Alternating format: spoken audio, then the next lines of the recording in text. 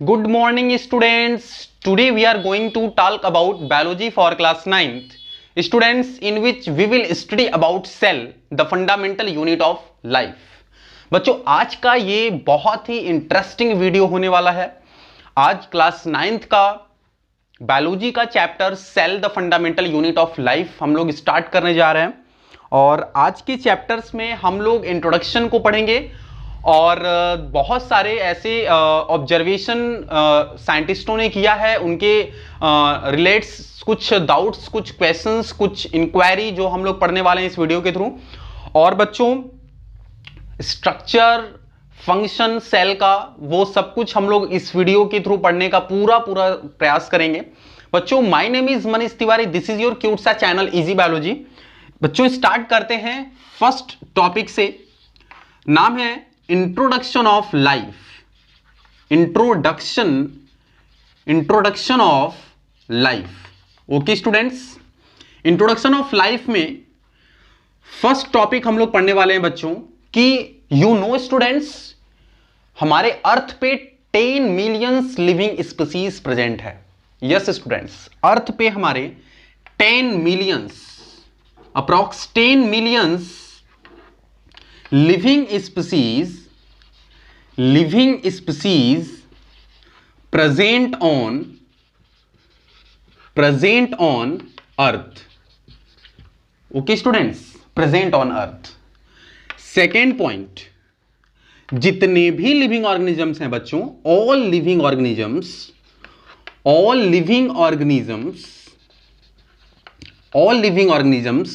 Made up of sales.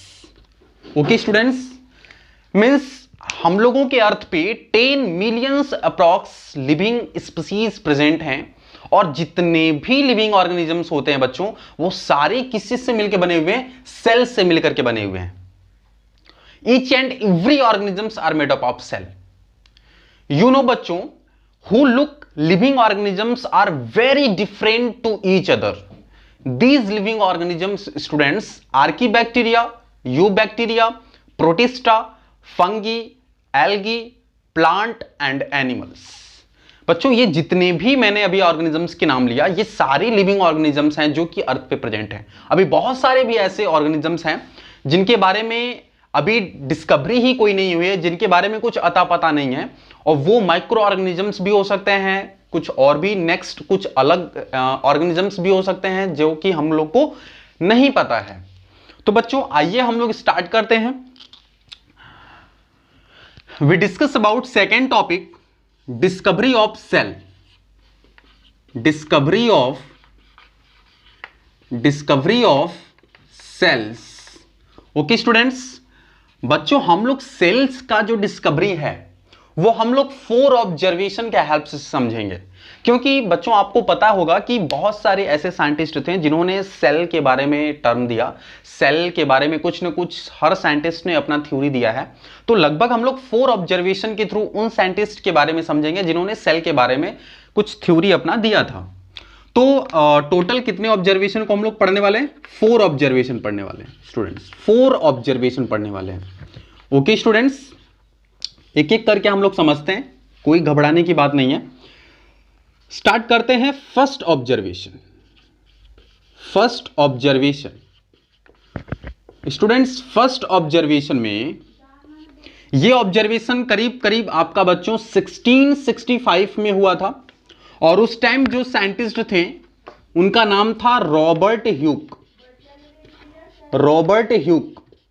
बच्चों ये scientist ने क्या किया था? इन्होंने ऑब्जर्व किया thin, hollow and room like structure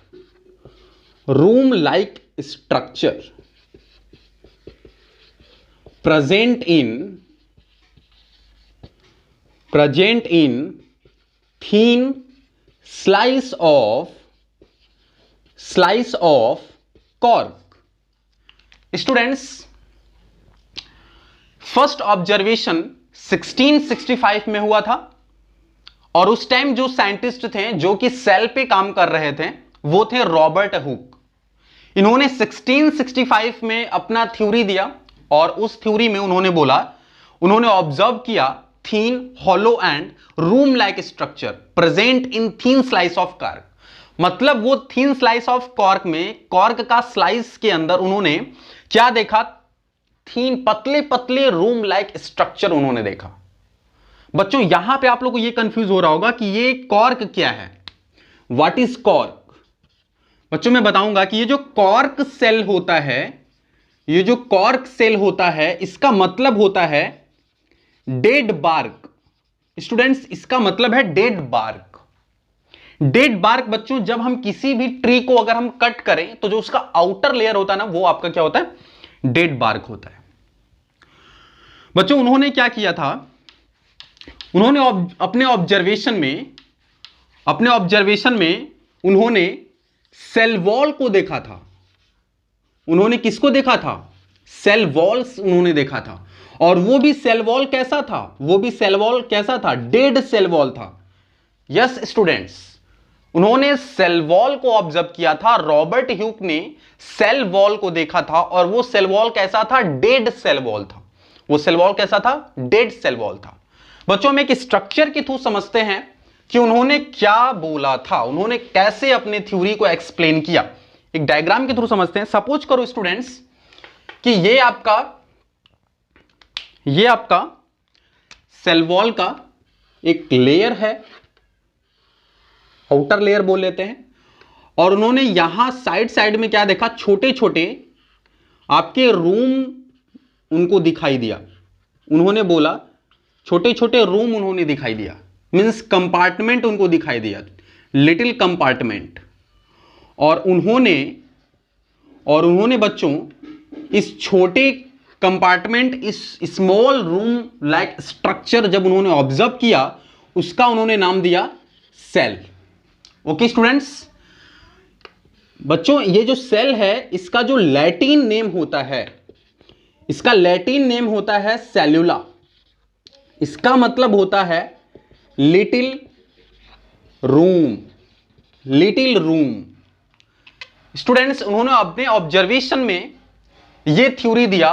first observation Robert hook ने किया था, डेड सेल वॉल का किया था। उन्होंने सेल को सेल वॉल में देखा था, ओके, डेड बार्क में। बच्चों इन्होंने अपने वर्क को पब्लिश किया, एक बुक उन्होंने लिखा। उस बुक का नाम था माइक्रोग्राफिया। उस बुक का नाम था बच्चों माइक्रोग्राफिया। उन्होंने इस बुक में अपने वर्क को एक्सप्लेन किया, अपने थ्योरी को इन्होंने इस बुक के थ्रू लोगों के सामने रखा और बताया कि जो उन्होंने सेल डिस्कवर्ड किया था वो कैसा था? डेड सेल वॉल था। ओके स्टूडेंट्स, नेक्स्ट हम लोग ऑब्जर्वेशन की तरफ चलते हैं। सेकेंड ऑब्जर्वेशन, नेक्स्ट जो ऑब्जर्वेशन की तरफ हम लोग चलते हैं, second observation. Okay students, second observation भी काफी मजेदार रहा साइंटिस्ट के लिए। सेकेंड ऑब्जर्वेशन,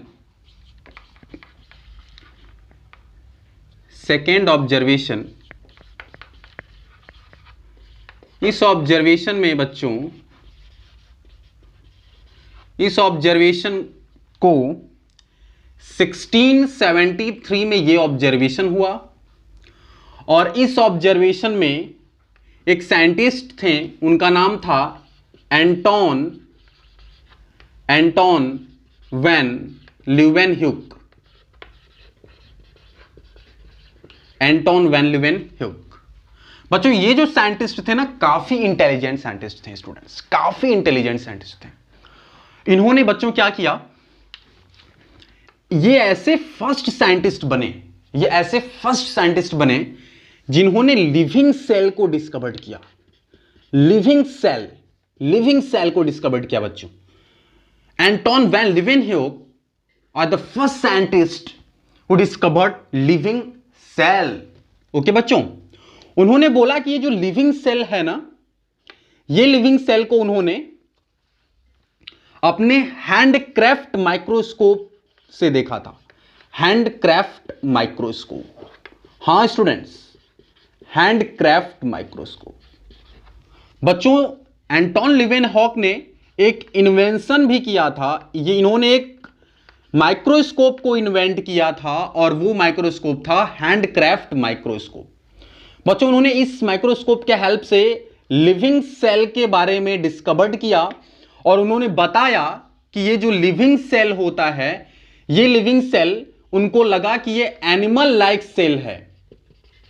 उन्होंने बोला कि ये जो लिविंग सेल है ये किस तरह से दिख रहा है, एनिमल लाइक सेल की तरह दिख रहा है स्टूडेंट्स। और वो भी इन्होंने बताया कि ये जो एनिमल लाइक सेल है ये कैसा है, ये सिंगल सेल है। यस स्टूडेंट्स, उन्होंने बोला कि living cell animal like cell की तरह दिख रहा है और ये जो एनिमल लाइक सेल है उसमें भी वो कैसा सेल था, सिंगल सेल उनको मिला, सिंगल सेल मिला। जैसे बैक्टीरिया वगैरह उन्होंने क्या किया था, देखा था। और इसी सिंगल सेल को उन्होंने एक नाम दिया बच्चों, एनिमलक्यूल्स, नाम दिया एनिमलक्यूल्स। यस स्टूडेंट्स, उन्होंने इसी सिंगल सेल को क्या बोला, एनिमलक्यूल्स। और बच्चों मैं आपको बता दूं कि यहां पे एक क्वेश्चन बनता है, यहां पे एक क्वेश्चन आपका यहां बन जाता है और पूछेगा कि हु डिस्कवर्ड एनिमलक्यूल्स, तो क्या नाम बताओगे, एंटोन वैन लीवेनहॉक और the first scientist who discovered animalcules, जिन्होंने एनिमलक्यूल्स को डिस्कवर्ड किया था। ओके स्टूडेंट्स, तो यहां पे ये इनका लगभग ये पूरा इनका थ्योरी था, इन्होंने इस तरीके से थ्योरी दिया था। नेक्स्ट हम आगे बढ़ते हैं, third scientist, third observation, third observation के थ्रू बढ़ते हैं बच्चों, उस ऑब्जर्वेशन के थ्रू समझते हैं। Okay students, third observation. बच्चों, थर्ड ऑब्जर्वेशन में एक साइंटिस्ट हैं Jacob Matheus,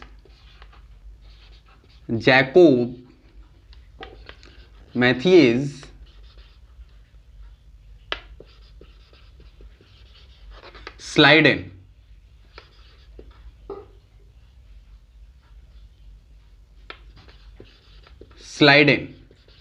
okay students, Jacob Matthias Schleiden, ये करीब करीब एक्सपेरिमेंट कर रहे थे 1838 में।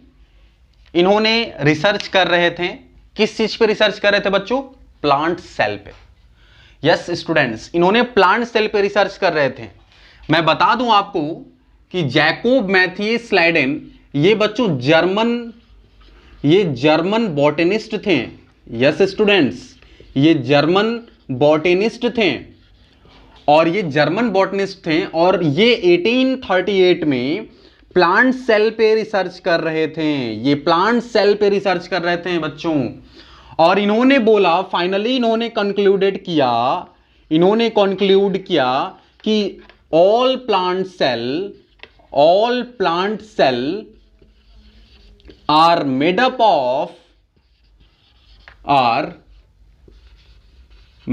of cell, or plants are made up of cell. Okay students, next इन्हीं की तरह एक और साइंटिस्ट थे। मैं आपको एक मजे की बात बताऊंगा, थोड़ा सा वेट करो, मैं आपको एक बहुत ही एक इंपॉर्टेंट मैं आपको इंफॉर्मेशन देने वाला हूं इन साइंटिस्ट के बारे में। ओके स्टूडेंट्स, एक और भी जर्मन साइंटिस्ट थे जिनका नाम, एक और जर्मन साइंटिस्ट थे जिनका नाम था थियोडर स्वान। बच्चों, ये जो साइंटिस्ट थे ये भी जर्मन के थे और ये जर्मन जूलॉजिस्ट थे। बच्चों, ये क्या थे, जर्मन जूलॉजिस्ट थे और इन्होंने करीब करीब 1839 में ये क्या कर रहे थे, काम कर रहे थे, किस पर काम कर रहे थे ये बच्चों, एनिमल पे काम कर रहे थे। किस पे काम कर रहे थे, एनिमल्स पे काम कर रहे थे। और इन्होंने अपने एक्सपेरिमेंट के जरिए बच्चों ने कॉन्क्लूड किया, इन्होंने अपने एक्सपेरिमेंट के जरिए कॉन्क्लूड किया कि all animals are made up of cell. इन्होंने कंक्लूड किया बच्चों, all animals made up of cell. Okay students, फिर इन्होंने एनिमल सेल को बोला कि animal sales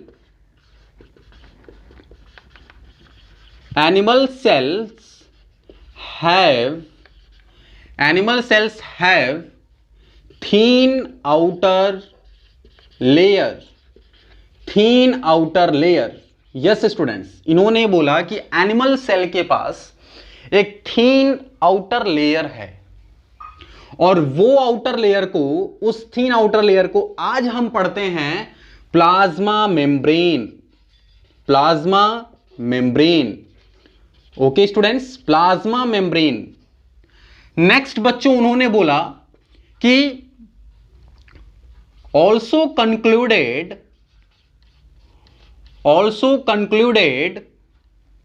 the presence of cell wall।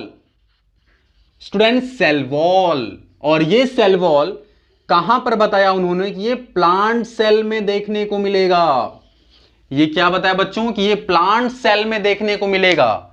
और मैं बता दूं बच्चों कि जो सेल वॉल होता है, उन्होंने बोला कि ये जो सेल वॉल है ये सेल्यूलोज से मिलकर के बना हुआ है, सेल्यूलोज से मिलकर के बना हुआ है, हेमी सेल्यूलोज से मिलकर के बना हुआ है, हेमी सेल्यूलोज से भी मिलकर के बना हुआ है।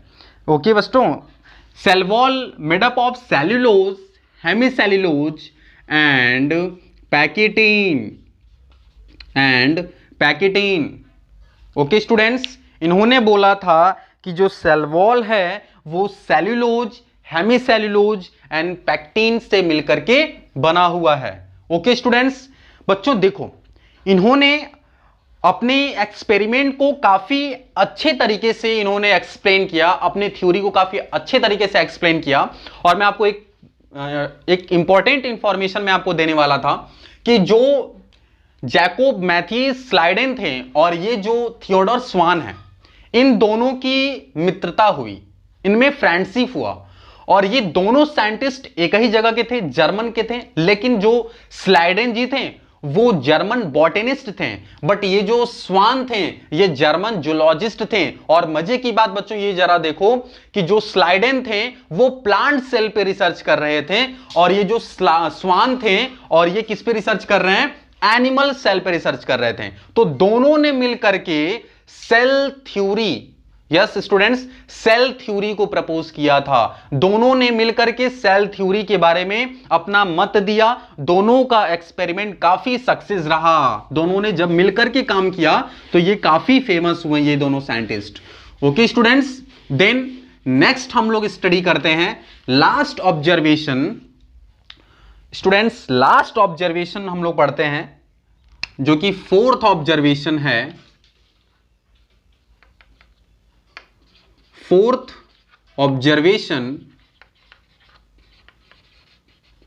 स्टूडेंट्स, फोर्थ ऑब्जर्वेशन में एक आए जिनका नाम था Rudolf Virchow. Rudolf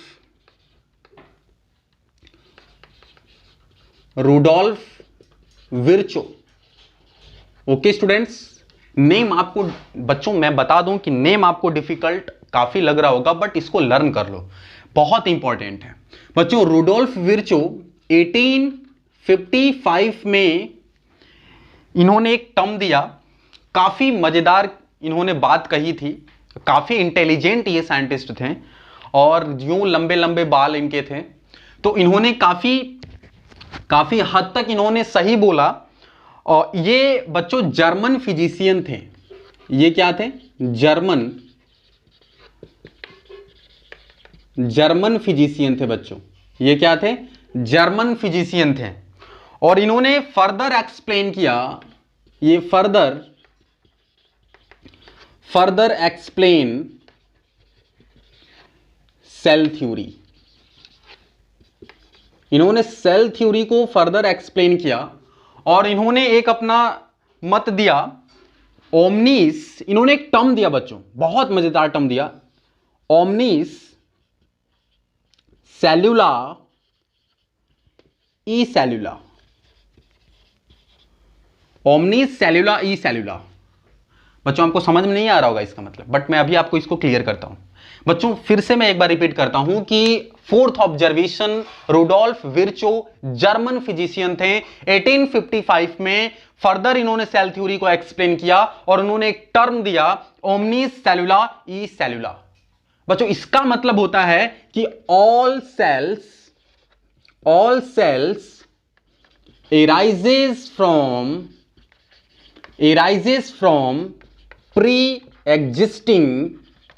pre-existing cells। बच्चों एक चीज मैं आपको बताना चाहता हूं, इन्होंने बोला कि all cells arises from pre-existing cell। लेकिन बच्चों मैं आपको इसको थोड़ा सा एग्जांपल के थ्रू मैं एक्सप्लेन करता हूं कि आपको एक चीज बताना चाहूंगा कि सेल के पास एक कैपेसिटी होती है कि वो डिवाइड करता है। बच्चों वो डिवाइड करता है और वो सेल डिवाइड कर करके एक न्यू सेल का फॉर्मेशन करता है, new cell formed. Okay students, देखो मैं आपको एक और चीज मैं यहां पे बताता हूं कि यहां पे देखो, एक सपोज करो कि ये क्या है, एक सेल है। ये सेल क्या किया, डिवाइड किया, मींस डिवीजन किया। ओके बच्चों, ये डिवीजन किया और डिवीजन कर करके ये क्या किया, टू सेल का फॉर्मेशन किया। और ये दोनों सेल क्या हैं, न्यू सेल फॉर्म हुए ना। ये दोनों सेल क्या फॉर्म हुए, न्यू सेल फॉर्म हुए। बट ये दोनों सेल कहां से फॉर्म हुए, अपने प्री एग्जिस्टिंग सेल, मतलब कि पहले वाला जो सेल था उससे ये नया फॉर्म हुआ सेल। मतलब इसी टर्म को उन्होंने ओमनीस सेल्यूला ई सेल्यूला टर्म दिया था, जिसको कि फर्दर उन्होंने एक्सप्लेन किया कि all new sales arises from pre-existing cell।